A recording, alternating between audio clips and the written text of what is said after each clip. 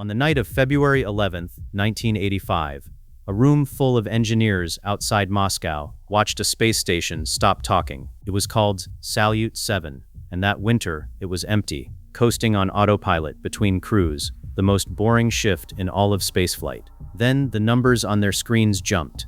A surge ran through the telemetry, and the main radio transmitter dropped off the air. So the controllers reached for the obvious fix. They sent up a command to switch it back on. Within a day, that 20-ton machine was gone, not damaged, dead. It was drifting, tumbling slowly end over end, its solar panels no longer facing the sun, the cabin cooling toward the temperature of deep space, frost creeping across the inside of the windows, and there was no way to reach it.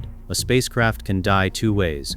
The hardware can break, or the spacecraft can go deaf, so that you are still talking to it, and it simply cannot hear you. Salyut 7 had gone deaf. So what does it take to kill a 20-ton space station that, the day before, was working perfectly? I want to walk you through the real repair job, the one underneath the legend, because the answer to that question is smaller and stranger than the movies made it, and it is not even the version most space documentaries land on. This is a story with three parts.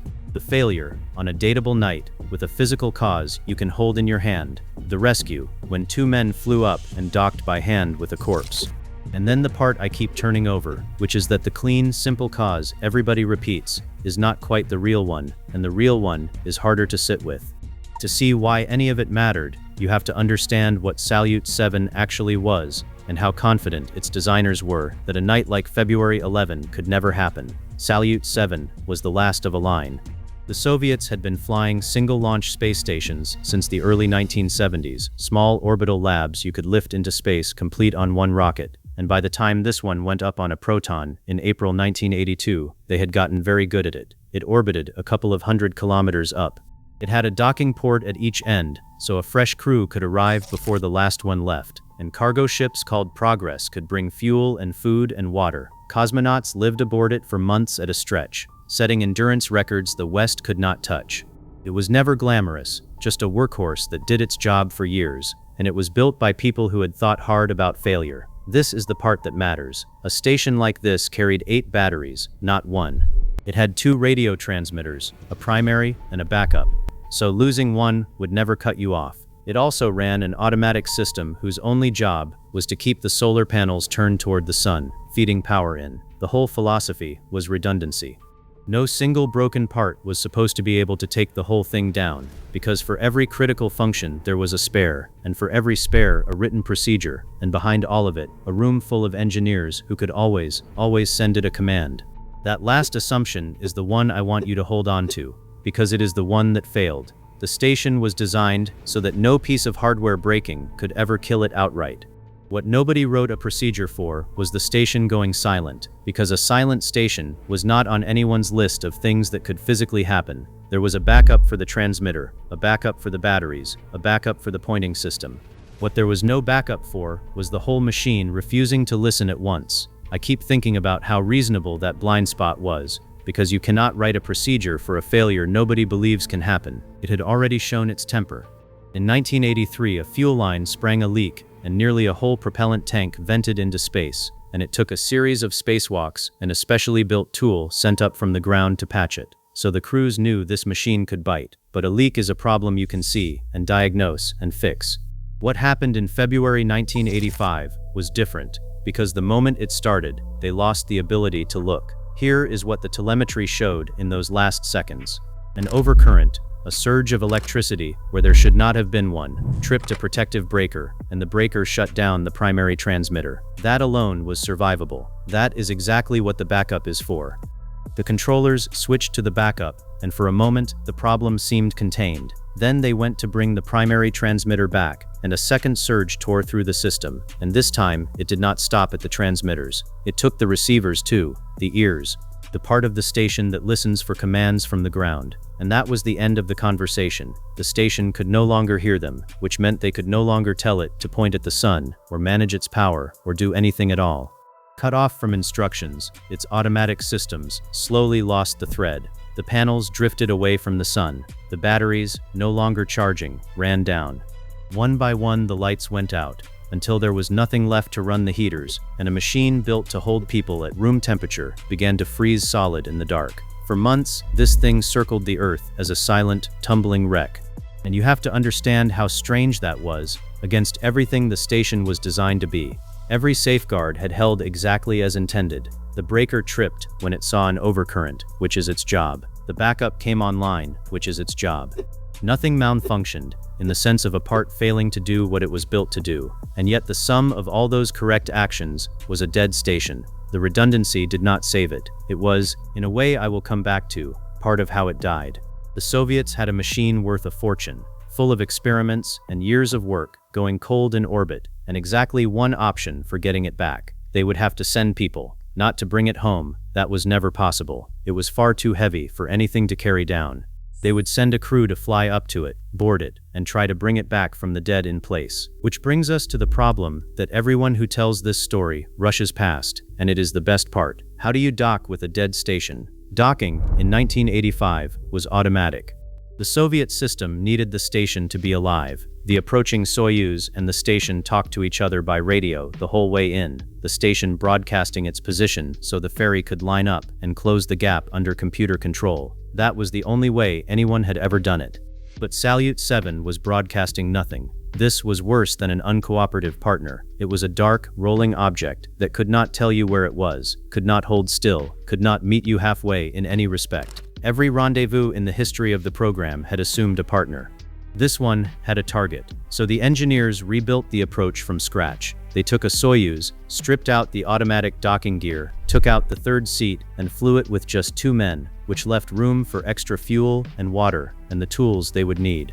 They fitted it with a handheld laser rangefinder so the crew could measure the distance to the station by eye. They moved some of the controls to a side window, and they picked the 2 people in the Corps most likely to pull it off. Vladimir Dzhanibekov flew as commander, a pilot known for exactly this kind of flying. Viktor Savinykh went as flight engineer. The mission was rated at somewhere around a 70 to 80% chance of success, which tells you how the people closest to it really felt, and they launched on June 6, 1985. They spent 2 days chasing it down. And here I want to slow the method down, because the method is the whole thing, and the way they did it was almost unbearably plain. As they closed in, Dzhanibekov flew the final approach by hand, watching the station grow in his window, a wreck with its panels canted the wrong way, rolling. He matched his own craft to that roll, turning the Soyuz to move exactly as the station moved, so that from his seat the tumbling object appeared to hold still. Then he closed the last distance on the laser and his own eyes and nerve and brought the 2 together. The account of the moment records him saying just 3 words: "There is a docking." That was the achievement that rewrote the manuals. It was the first time anyone had ever flown up to a dead spacecraft and physically caught it. But catching it was not the same as understanding it, and the harder work was still ahead, on the other side of the hatch. They did the next part slowly, and by the numbers, because a mistake here could kill them. Before they opened up, they checked the station's air for anything toxic, for the signature of a fire that might have burned in the dark. They cracked the hatches one at a time and felt the cold pour out. Inside, it was around -20 degrees Celsius. The walls wore a skin of frost. The drinking water had frozen in its tanks. They went in wearing winter clothing and fur hats, working in a dead machine by flashlight, their breath hanging in the air. Savinykh later wrote his account of the mission and gave it a title that fits exactly what they found on the other side of that hatch. He called it Notes from a Dead Station. And they could not just wire the station to their Soyuz and jolt it awake, because whatever had killed it might kill their ferry too, and then there would be 2 dead spacecraft and 2 dead men.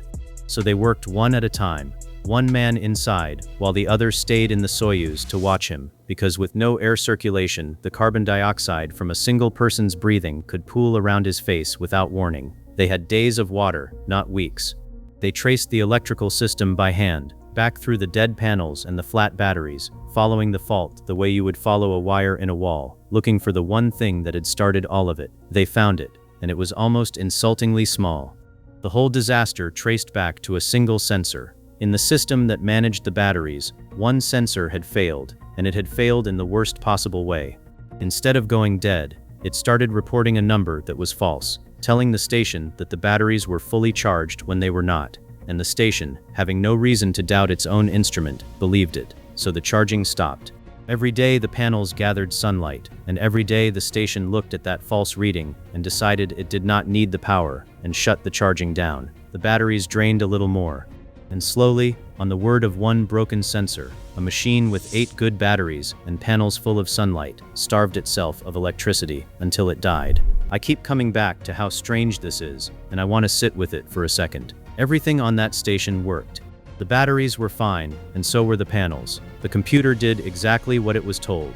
There was no villain component, no dramatic break, nothing that snapped. One small part told a lie, and every healthy system in the station obeyed that lie perfectly, all the way down into the cold. What killed Salyut 7 was not a failure of function. It was a failure of trust. A machine believing bad information and acting on it without a second of hesitation. Dzhanibekov and Savinykh replaced the failed sensor and the ruined batteries, coaxed the charging back, and used the Soyuz thrusters to nudge the whole dead station around until its panels faced the sun again. Over about 10 days, the station warmed, the water thawed, the systems came back one at a time, and Salyut 7 was alive. It flew on for another year. Crews came and went. It was, by any measure, saved. And it turned out this was not a freak, which is the part that should bother an engineer more than the failure itself. The trouble on Salyut 7 was one example of a whole class of failure that the spacecraft of that era were quietly exposed to. A station could carry a spare for every part that might break, and still have exactly one of some small sensor whose word the entire machine took on faith. Redundancy, the thing everyone was so proud of, guarded against parts breaking. A part that kept working and simply reported the wrong thing, walked straight through it. A backup transmitter is no use when the instrument giving the orders is the thing that's wrong, and all 8 batteries sat there fully capable, waiting for a charge command that a broken sensor had decided they did not need.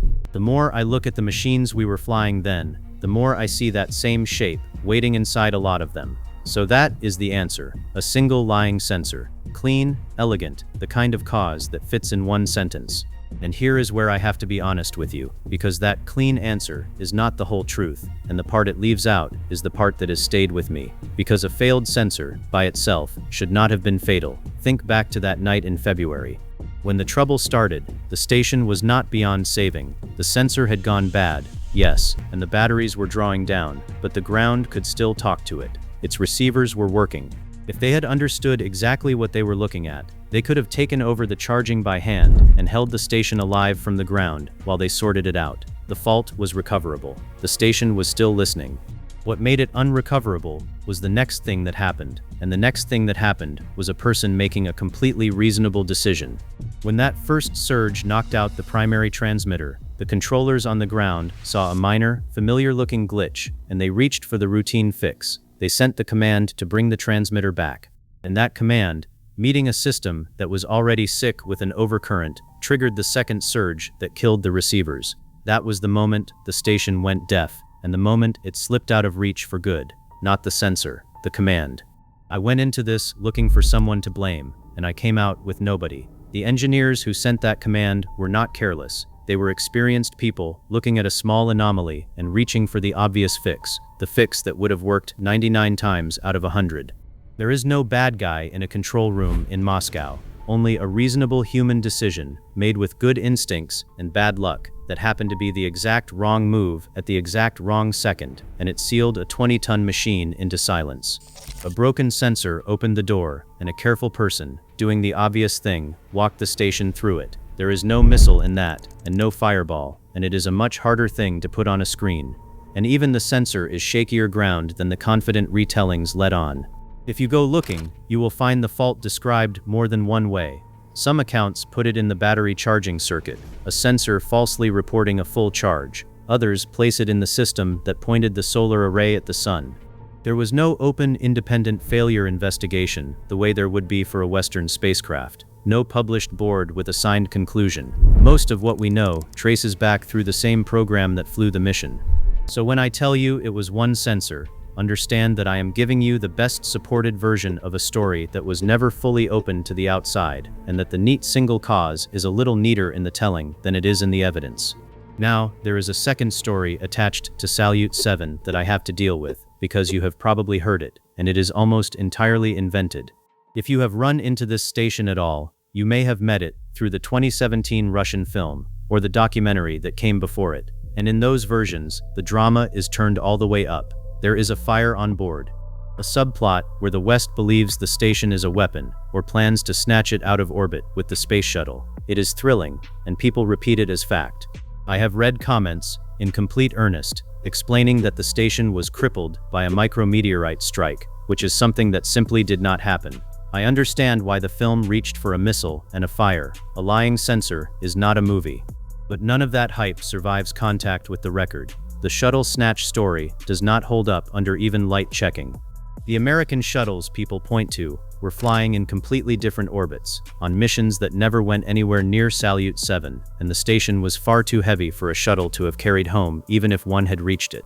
There was, at most, some passing talk about photographing the drifting station from a distance, and even that was set aside. The weapon, the fire, the daring interception, all of it belongs to the screenplay. The real story has no foreign villain and no fireball in it. It is quieter, and once you sit with it, I think it is stranger and better than the version with the missile. So where does that leave us? Start with what we actually know. On a night in February 1985, an uncrewed Soviet station was killed by the interaction of a failed sensor and a reasonable command from the ground, and by June, 2 men had flown up and brought it back to life by hand, in the cold, one of them working while the other watched him breathe. Then there is what we do not know, and should stop pretending we do. We cannot say, to the level of certainty the confident versions imply, exactly which sensor failed, because the failure was never open to independent examination. And then there is the part that sits between the two, the one I keep returning to. It did not have to happen. The station was reachable right up until the moment a good decision made it unreachable. The deeper lesson here, I think, is about what it really means to trust a machine.